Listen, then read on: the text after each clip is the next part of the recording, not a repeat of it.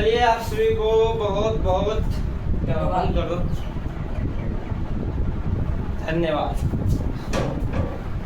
आज हम पढ़ाने वाले हैं और रोज की तरह आप लोगों को कौन सा विषय देना है? राजनीतिक शास्त्र। राजनीतिक शास्त्र, political science, it's mean civics. क्या जिसमें संघवाद पढ़ा रहे थे। संघवाद का लंबा चैप्टर है, क्या अभी 5 रोज चलेगा और ये चैप्टर हमको लग रहा है जैसा।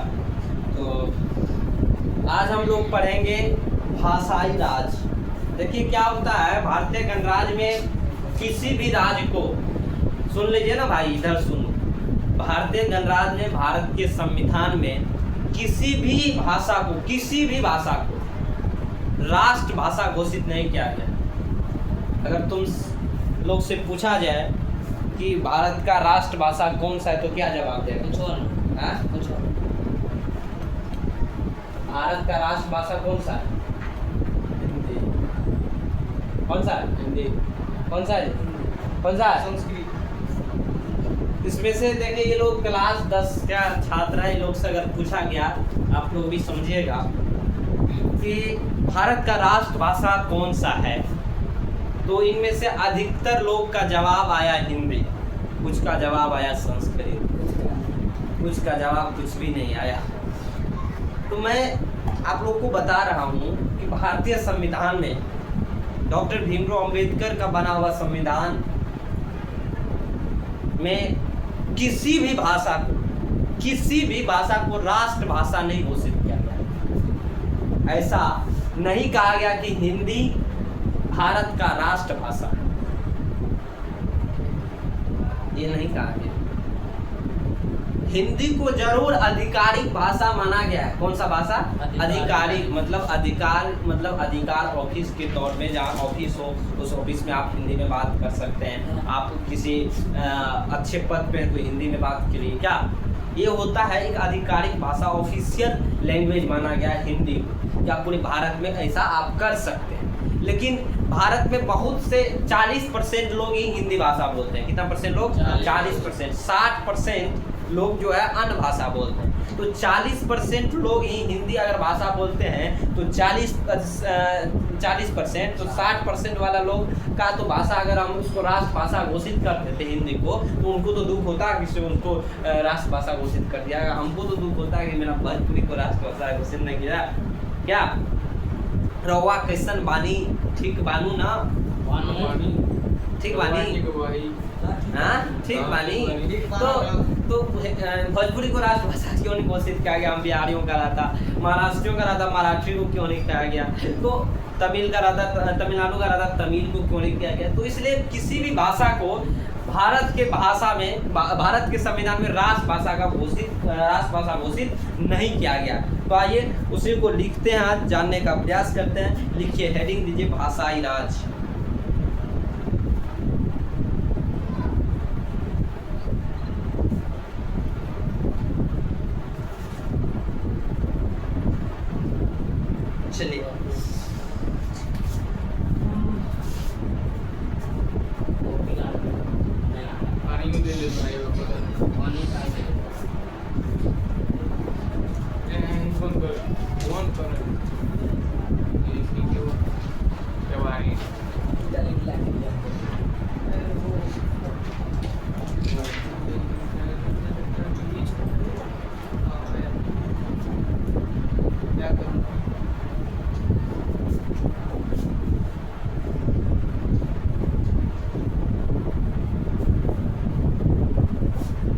चलिए देखते हैं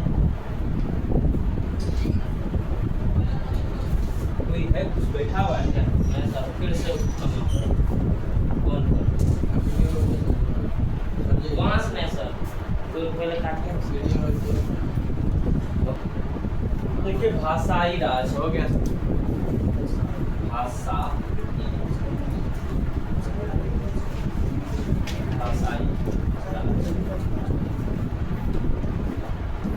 सर जी हो गया है। भाषाई राज लिखा है तो कौन?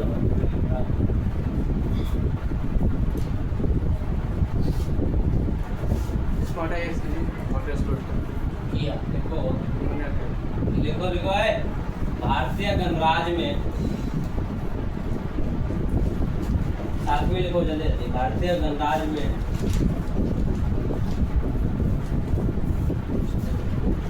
किसी भी भाषा को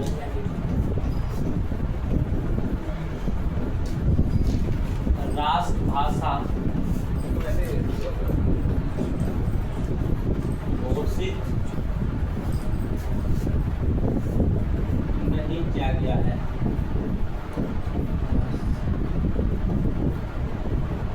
क्या है? हिंदी को आधिकारिक या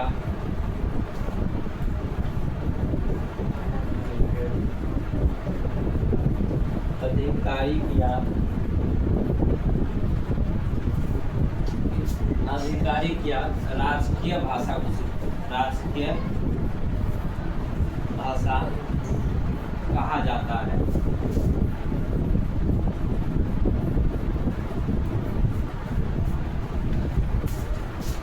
देश का 40% लोग ही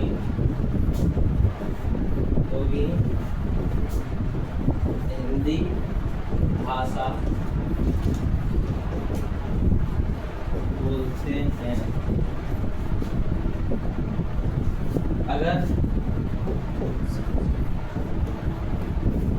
हिंदी को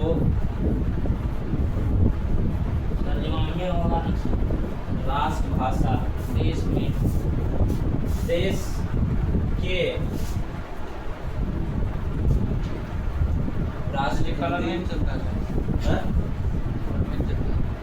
अगर हिंदी को राष्ट्रभाषा घोषित कर दिया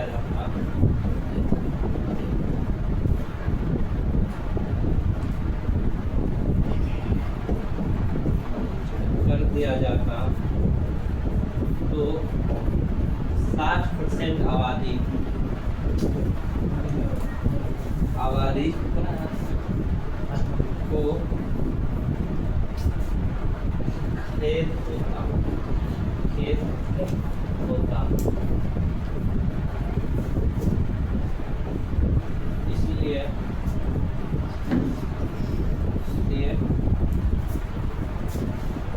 ऐसा नहीं किया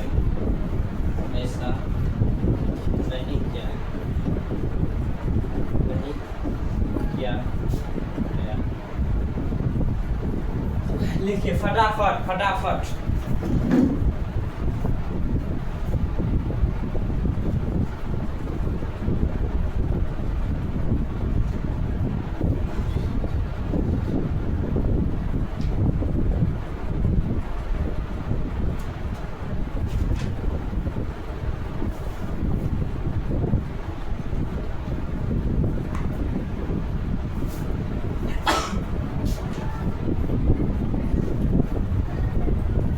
हिंदी सहित कुल 22 भाषा को अनुसूचित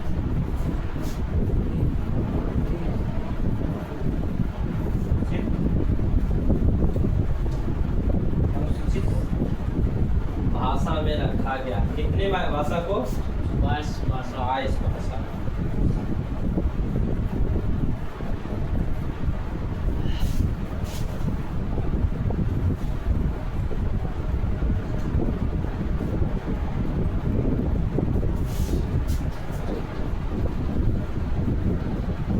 कांग्रेस के ऊपर कर लो और भी चल रहे हैं ना, ऐसे ऊपर कांग्रेस के मोनोपोली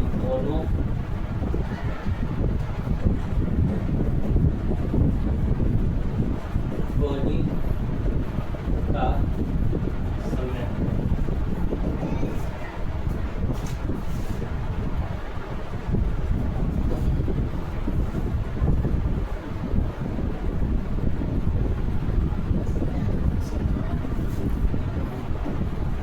आजादी के बाद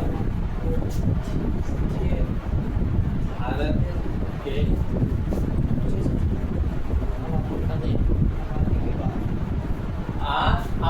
को खेद होता।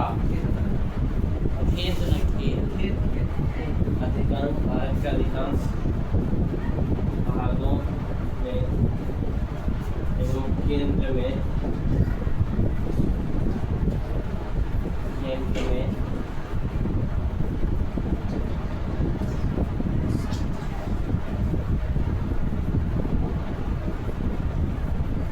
कांग्रेस का ही सरकार था। कांग्रेस का ही सरकार लंबे समय तक था। इसे ही कांग्रेस का मोनोपोली कहते हैं। इसे ही का मोनोपोली कहते हैं।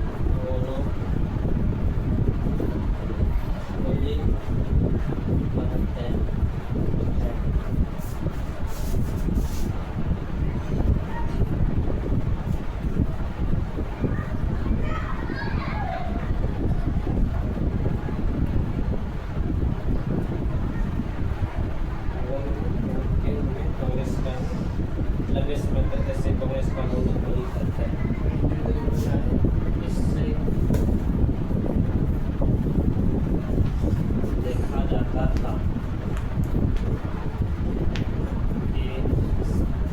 देखा जाता था कि राज्य सरकार के अधिकारों का राज्य सरकार के अधिकारों का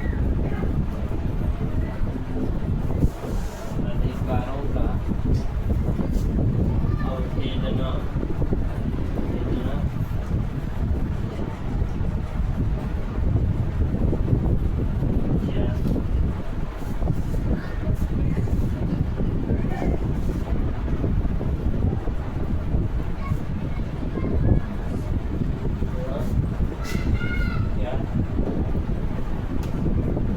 जाता। छोटी छोटी बातों पर छोटी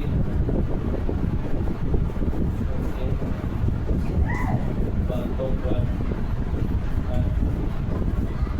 राज्य में राष्ट्रपति शासन लागू हो जाता था।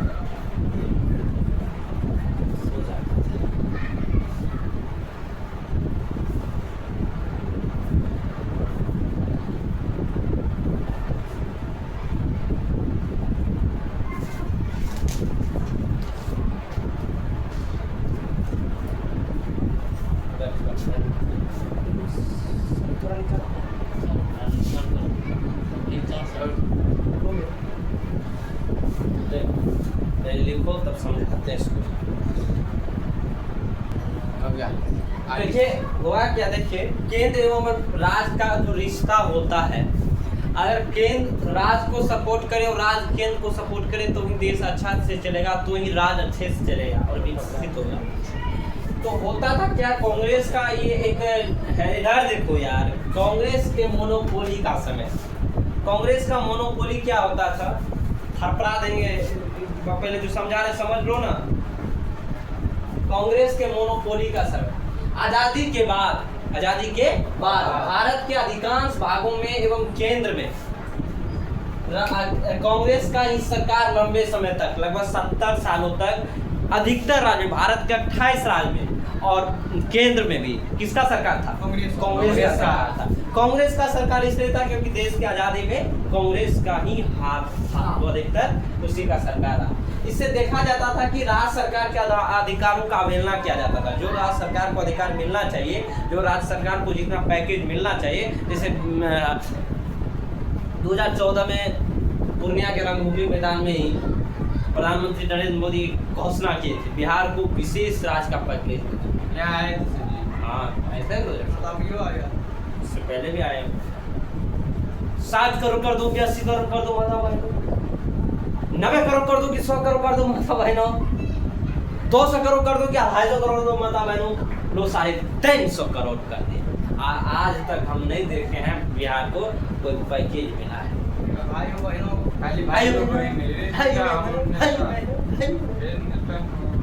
ऐसे होता है। जब आप घोषणा किए 14 का बात बोल रहे हैं, पुणे की रंगभूमि में, रंगभूमि मैदान, गांधी स्टेडियम के है। हाँ स्टेडियम के मुन्ना में। तो उसमें क्या था कि राज्य के अधिकारों का अवहेलना किया जाता था और अभी भी किया जाता है। तो इसलिए मान लो केंद्र में बीजेपी का सरकार है, कहीं राज्य में कांग्रेस का सरकार है, आरजेडी का सरकार है, तो उसमें कम ध्यान दिया जाता है। और जैसे गुजरात में देखो अमित शाह स्कूल का उद्घाटन करने अमित शाह जाते हैं, हिम्मत है तो बिहार में आकर स्कूल का उद्घाटन कर दे, हिम्मत है तो हिम्मत है तो औकात है तो ऐसे बोल करेगा, क्यों करेगा? बिहार का बच्चा पढ़ लिख लेगा तो वोट कैसे देगा? बिहार का बच्चा पढ़ ले रहेगा तो 4 किलो का वोट कैसे देगा? ये बात हम असली बात बोल रहे हैं, कोई फर्जी बात नहीं, फेंकवा बात हम नहीं बोल रहे हैं, कि जमीनी स्तर पे बात बोल रहे हैं। तो छोटी छोटी बातों पे में क्या होता था, राष्ट्रपति शासन लागू कर दिया जाता था। मतलब अगर जहाँ पे केंद्र और राज्य के बीच लड़ाई हो जाता है तो वहाँ की स्थिति गड़बड़ा जाती है, तो गड़बड़ा जाती है तो वहाँ राष्ट्रपति का शासन लागू कर दिया जाता है। ये हुआ था। चलिए अब आगे बढ़ते हैं। बेटा दूं अब लिखिए गठबंधन के दौर के समय का स्थिति।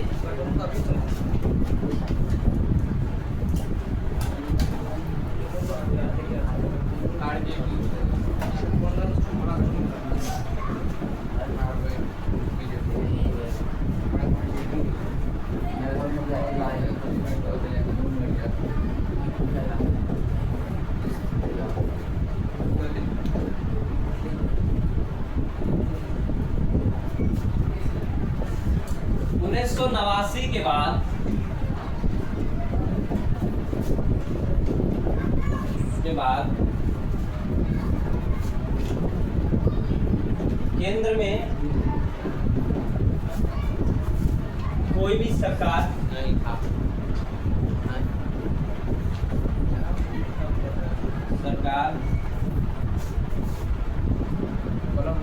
कोई भी सरकार अकेले बहुमत नहीं लाता था, अकेले बहुमत नहीं ला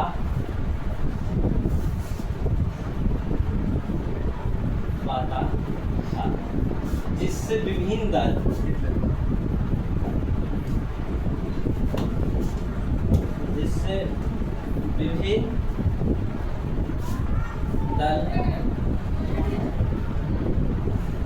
गठबंधन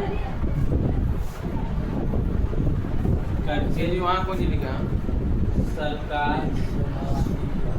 जो लगता है वहाँ कौन जी लिखा 1989 के बाद है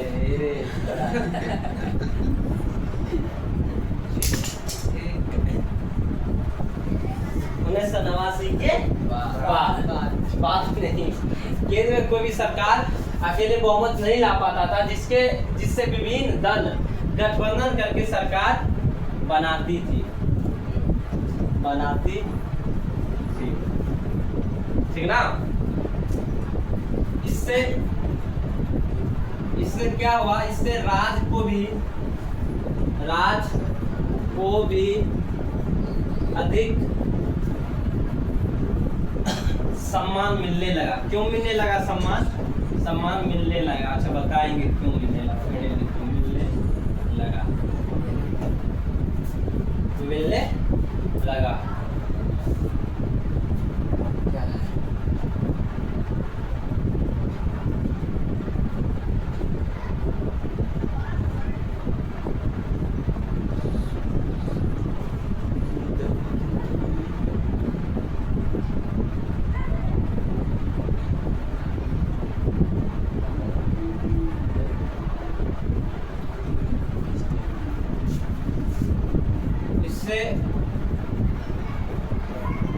भारत के संघीय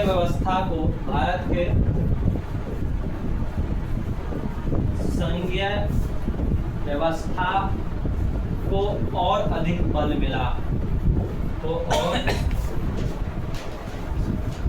अधिक बल मिला मिला और लोगों की साझेदारी भी और गठबंधन करके लोगों में सत्ता की साझेदारी भी बढ़ी। लिखिए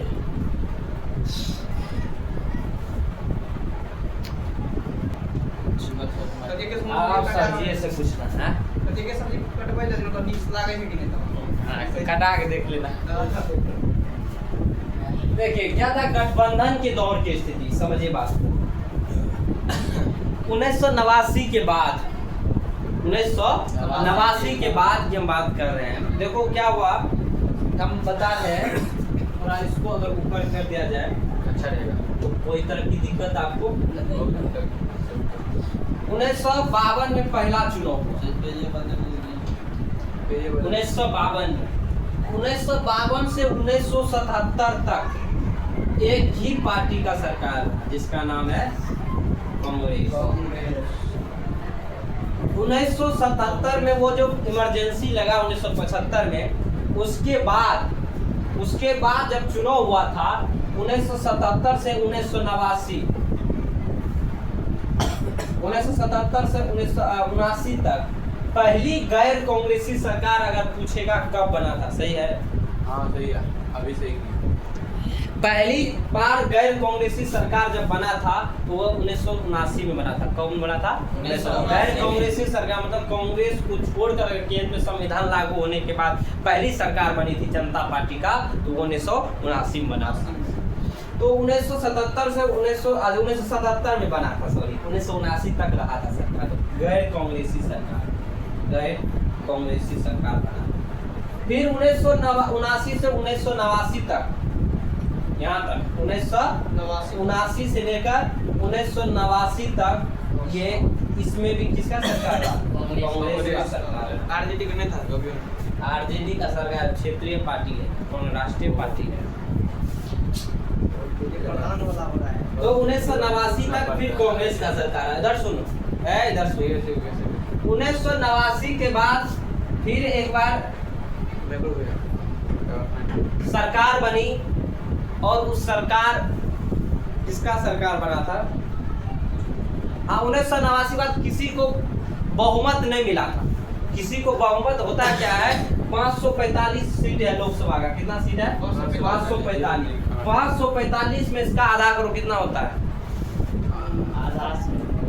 500 का कितना हुआ? 200, 250, 40 का कितना हुआ? 20, तो 220 हुआ, 270 हुआ, 5 का करो 272 हुआ, 272 हुआ। तो किसी भी सरकार को अगर बहुमत लाना होता है तो उसे 272 सीट, कितना सीट? 272 सीट जितना होता है। अगर अकेले दम पर अगर सरकार बनाना है, उन्हें कम से कम कितने जगह जीतना पड़ेगा? 273 जगह जीतना पड़ेगा। तो 1989 के बाद किसी भी सरकार को इतना सीट नहीं आया। कितना? 272। तो क्या करता था, जैसे बिहार में आरजेडी है, इससे समझौता कर लेता था, इससे गठबंधन कर लेता था।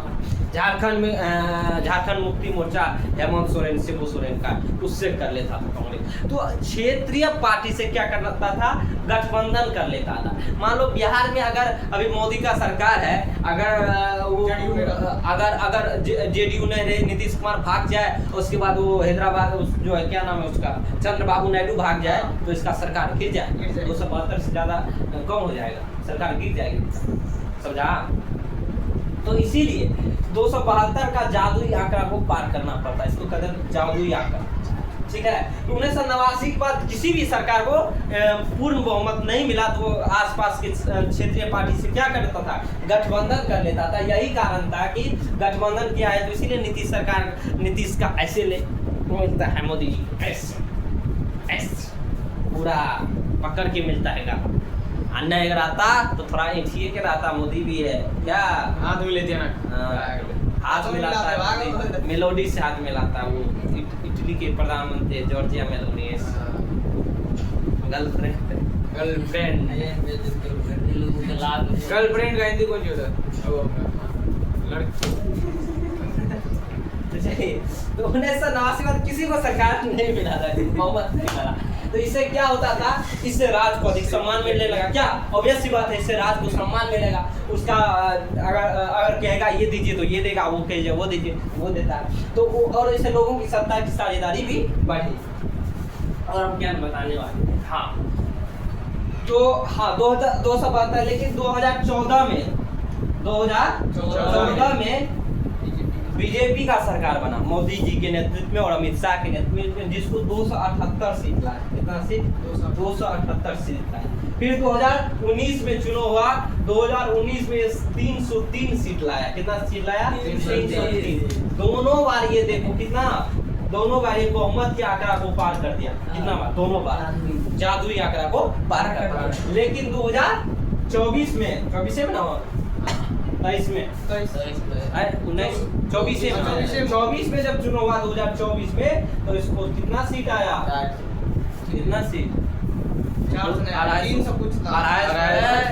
250 के पास क्या अपना ना 200 बीजेपी को। हाँ बीजेपी हाँ, कुछ सीट आया। इसलिए उसको सीट जब कम रहा था तो वो तो एनडीए गठबंधन किया हुआ है, तो जदयू जो था, जदयू का जोड़ा गया। उसके बाद चंद्रबाबू नायडू है, उसका सीट जोड़ा गया, तब वो 278 कितना के आसपास गया। समझा? 90 हाँ जितना गया हो याद नहीं है, तो उतना सीट के साथ वो सरकार बनाया। तो इसलिए भी किसी भी अगर सरकार बनाना है तो 272 के जादुई आंकड़ा को क्या करना पड़ेगा? पार करना पड़ेगा। समझ गया? अब कल पढ़ने वाले हैं हम लोग सत्ता का विकेंद्रीकरण। क्या पढ़ेंगे? हेडिंग आज लिख लीजिए, सत्ता कल पढ़ेंगे का आज समझाएंगे विकेंद्रीकरण। यानी तो विकेंद्रीकरण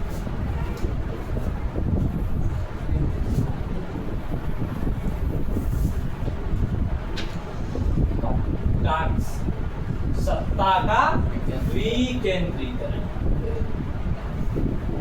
होता क्या है?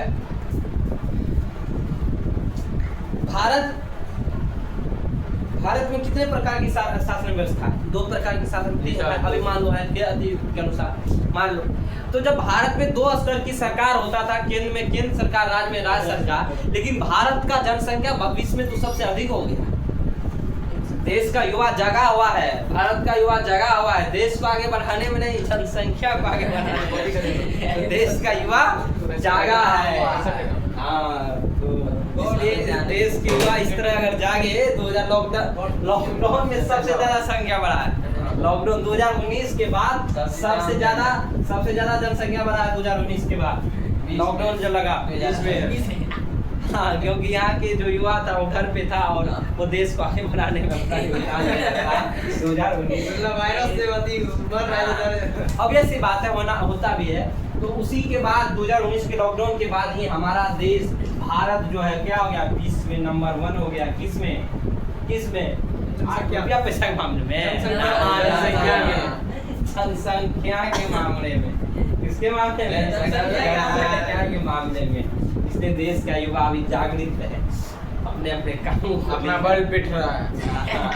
तो इसलिए तो क्या होता है, तो बहुत जनसंख्या वाला देश है, बहुत जनसंख्या वाला देश है, तो यहाँ पे 2 स्तर की सरकार काम अच्छे तरीके से उतना नहीं कर पाती है। कुछ मुद्दे होते हैं जो स्थानीय लोग ही सुलझा सकते हैं, जैसे गाँव में पंचायत होता है। तो इसलिए 2 अक्टूबर 1900 कितना कहना बात है, उसमें वो लिया गया बलवंत राय समिति के अध्यक्ष में एक तृतीय स्तर का सरकार हो, जिसे अस्थायी स्वशासी निकाय कहते हैं। इसीलिए आप कल पढ़ेंगे। आज के लिए इतना ही। धन्यवाद, प्रणाम। मैं ब्रजेश कुमार बादशाह।